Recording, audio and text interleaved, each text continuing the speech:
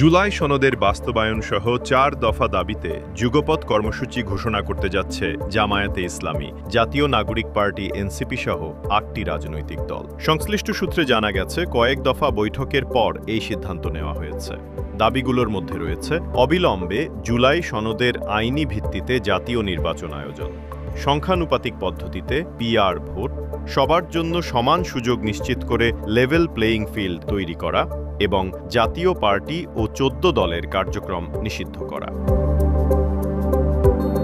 এই যুগপৎ আন্দোলনে অংশ নিচ্ছে জামায়াতে ইসলামী, এনসিপি, ইসলামী আন্দোলন বাংলাদেশ, বাংলাদেশ খেলাফত মজলিসের দুটি অংশ, গণ অধিকার পরিষদ, আমার বাংলাদেশ এবি পার্টি এবং বাংলাদেশ নেজামে ইসলাম পার্টি। আগামীকাল রোববার বাংলাদেশ খেলাফত মজলিস সংবাদ সম্মেলন করে কর্মসূচি ঘোষণা করবে বলে জানা গেছে। অন্য দলগুলোও শিগগির একই পথে এগোচ্ছে।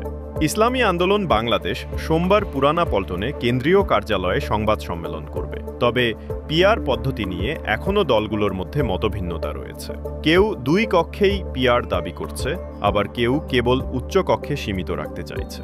নেতারা জানিয়েছেন, তারা চান আগামী বছরের ফেব্রুয়ারি মাসের প্রথমার্ধেই নির্বাচন হোক এবং সেটি অবশ্যই জুলাই সনদের ভিত্তিতে।